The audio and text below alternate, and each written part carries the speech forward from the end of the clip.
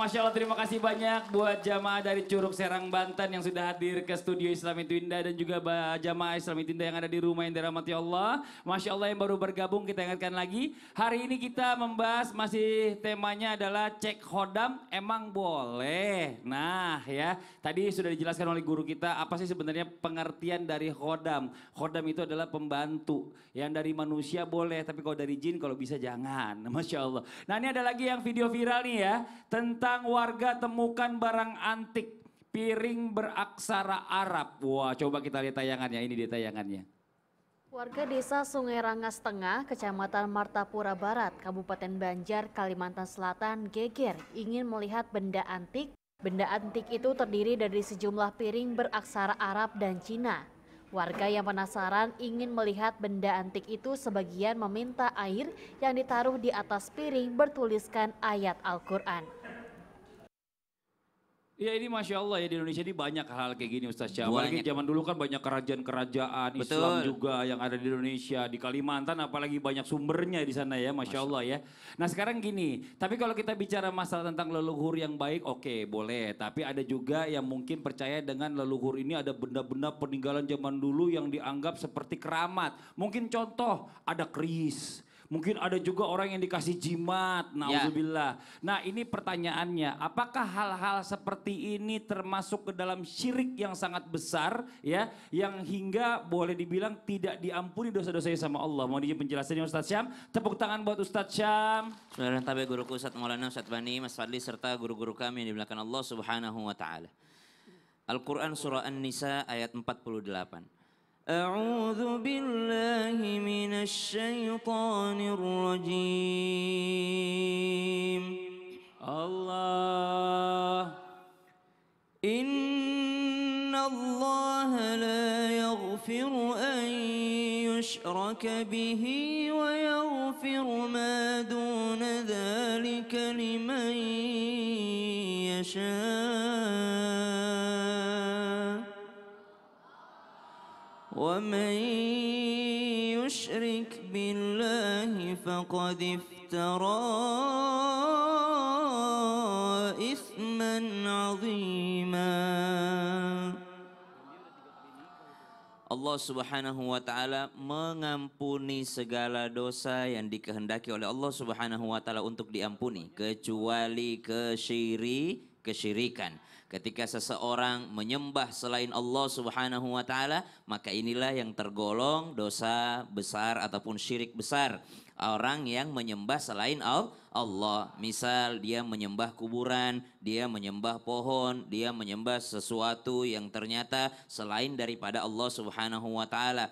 Dahulu ada orang-orang yang datang berkeliling Ka'bah. Dia ceritanya menyembah Allah tapi sembari menggantungkan daripada jimat-jimatnya, sesembahan yang lainnya di sisi-sisi Ka'bah. Maka ini pun termasuk daripada kesyirikan. Namun tidak sampai daripada kesyirikan besar ketika seseorang masih menyembah Allah tapi percaya pada benda-benda tadi. Subhanallah, ada benda-benda pusaka misalnya, oh ini keramat nih, ini bisa ngasih pertolongan. Maka dia melakukan kesyirikan. Tidak sampai dia tidak diampuni sama Allah, tapi menghapus seluruh amal kebaikannya. Na'udzubillahi min dzalik. Namun kalau kita kembali kepada bahasa keramat atau kalau kita ke dalam bahasa Arab karomah, sebenarnya benda-benda yang kita miliki mestinya kita keramatkan.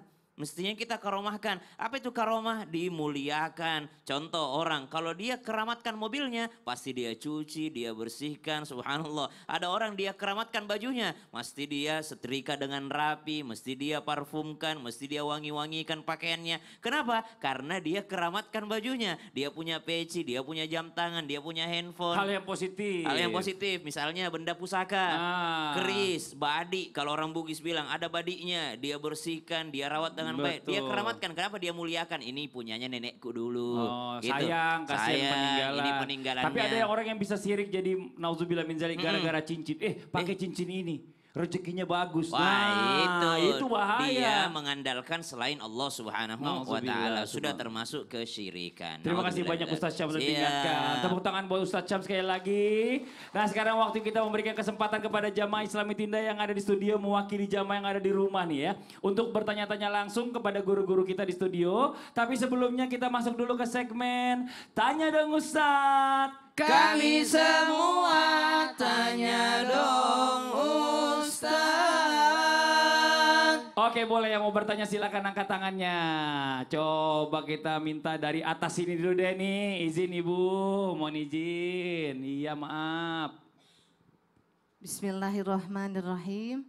Assalamualaikum warahmatullahi wabarakatuh. Waalaikumsalam warahmatullahi wabarakatuh. Perkenalkan, nama saya Siti Rohma dari Majlis Taklim Al-Mursadam, Curug, Serang, Banten. Tepuk tangan dong buat Ibu Siti Rohma. Mau tanya dong Ustadz? Boleh, Bu Ke Rohma. Ustadz Maulana. Ustadz Maulana, boleh. Kalau ada hodam di dalam diri seseorang atau sudah lama dari leluhur Ustadz, itu sebaiknya dibuang apa dibiarkan saja? Mohon penjelasannya Ustadz. Iya. Sekian, terima kasih. Wassalamualaikum warahmatullahi wabarakatuh. Waalaikumsalam warahmatullahi wabarakatuh. Makasih banyak Ibu Rohma. Nanti pertanyaannya Ustadz Maulana, ini kadang-kadang bingung. Tahunya dari mana dia hodamnya? Silakan Ustadz. Fadel. Izin Sasam dan Ustaz Bani Asim, satu hal buat kita. Kepada semuanya, jangan pernah menjadikan qadam itu sesuatu justru kita yang melayaninya. Qadam itu dari bangsa jin. Ketahuilah, qadam itu dari bangsa jin. Beda lagi dengan karim yang menyertai manusia sejak lahir. Kalau qadam itu bisa jadi memang ada yang dari leluhur. Karena manusia itu ada kuburannya. Kalau jin, ada nggak kuburan jin? Ada nggak kuburan jin? Tidak ada. Maka bisa jadi qadam itu dari neneknya ikut turun. Yang pernah menjaga neneknya, turun ke cucu-cucunya dia jagain. Karena dia sayang. Dia cari, dia masih mau mengabdi kepada nenek moyangnya, tapi karena mengikuti terus. Maka dari sini kita bisa belajar 3 hal sebagai catatan. Saya selalu mengambil catatan singkat aja. Yang pertama tadi sudah dijelaskan oleh Ustaz Syam bahwa wa ma halaqtul jinna wal insa illa liya'budun. Jadikan ini sebagai lahan ibadah buat kita, bukan menjadikan, mudah-mudahan ketertarikan dia menjaga kita bukan untuk dalam artian kita jadi sembahannya atau kita menyembah dia. Tapi kita hanya menyembah kepada Allah. Ustadz, ternyata ada qadamnya Ustadz. Dari nenek moyangnya Ustadz. Saya selalu kalau ketemu dengan orang-orang indigo, selalu nanyain, Ustadz ada yang jagain. Makanya saya pakai tongkat nih, yang macam-macam. Jamaah. Yang kedua, mau tahu? Mau tahu? Mau tahu? Ini lagi, sebagai manusia, tujuan kita adalah menyembah Allah. Maka bentuk penyembahannya salah satunya adalah hanya berharap dan bergantung kepada Allah. Jangan sampai kita justru bergantung kepada selain daripada Allah. Tadi melalui perantara tidak boleh menyembah Allah langsung aja. Gak usah pakai perantara. Tak usah. Itu yang kedua. Yang ketiga, mohon maaf. Ini hebat lagi nih. Manusia itu selain tugasnya untuk menyembah Allah, ada tugas yang lebih hebat. Mau tahu tugasnya? Mau. Mau tahu? Inni ja'ilun khalifatan fil ardi. Tetap kita jadi khalifah. Oh Masya Allah. Jadi kita tetap lebih mulia. Lebih mulia. Masya Allah. Justru mereka salut sama kita. Wah. Sehingga dia mengikuti kita, mendampingi kita, menjagain kita. Tapi saya tahu di zaman di rumah nggak tahu juga kalau Ustadz punya khodam. Khodamnya tuh setia. Namanya Rohman. Rohman. Ada lagi di belakang. Itu yang suka nganter Ustadz maksudnya. Masya Allah. Tepuk tangan Pak Ustadz Maulana. Iya. Kita lanjut lagi yo. Yang mau bertanya lagi boleh. Silakan angkat tangannya yo. Satu lagi dari sebelah sini deh Ibu nih. Ya boleh Ibu silakan. Fadol Bu. Bismillahirrohmanirrohim. Assalamualaikum warahmatullahi wabarakatuh. Waalaikumsalam warahmatullahi wabarakatuh. Perkenalkan, saya Epi Supriyati dari Majelis Taklim Al-Mursadam. Dari mana Bu? Curug Pelan-pelan Bu, Serang pelan-pelan. dan Dari mana Ibu tadi? Mursadam. Saldam. Mursadam. Iya. Al-Mursadam. Mursadam. Marah nih. Dibetulin. Pembinanya. Al-Mursadam. Serang, Curug, Kota Curug. Serang, Banten. Tepuk tangan dong buat Ibu, Masya Allah. Silakan Ibu pertanyaannya. Bertanya dong Pak Ustadz. Boleh Ibu. Ke Bapak Ustadz Ahmad Bani. Oh boleh. Begini, ada saudara saya mengaku punya kodam. Oh. Malah kodam itu katanya jin muslim. Oh. Ya. Kemudian katanya suka mengingatkan untuk kita sholat. Oh, Masya Allah. Gimana itu Pak Ustadz? Apa ada atau itu akan menjadi hal yang syirik? Oh gitu. Untuk segitu pertanyaan saya. Wassalamualaikum warahmatullahi wabarakatuh. Waalaikumsalam warahmatullahi wabarakatuh. Punten Ibu, makasih banyak. Silakan dijawab. Nih, Cakep nih pertanyaannya kodamnya nih. nyuruh sholat. Sholat Bagus nih, Masya ini. Gimana nih? Izin guru kami Ustaz Maulana, Ustaz Syah, Mas Farid dan guru-guru kami dimanapun berada. Bismillah, wassalatu wassalamu ala rasulillah. Kata Nabi SAW hadis yang sahih riwayat Imam Muslim dari sahabat Abdullah bin Mas'ud radhiyallahu anhu warada. Ma minkum min ahadin illa wukila bihi qarinuhu minal jin. Tidaklah salah seorang di antara kalian kecuali kata Rasulullah pasti ada pendampingnya, korinnya, teman setianya, bestinya dari kalangan jin. Masya Allah. Kata sahabat, semua orang ya Rasul, semua orang. Wa iya ya Rasul, kalau gitu engkau juga ada dong ya Rasul. Kata Rasul, wa iya saya juga ada. Illa annahu qad a'anani Allah. Tapi Allah sudah nolong saya, fa aslama, maka jinnya sudah masuk Islam.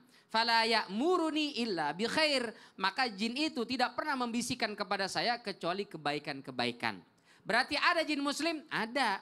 Bahkan di dalam surat Al-Jin itu ayat 13 14 itu mengatakan dengan tegas, wa anna minnal muslimuna wa minnal qasitun. Di antara kami bangsa jin ada yang muslim, ada juga yang membangkang, yang bermaksiat.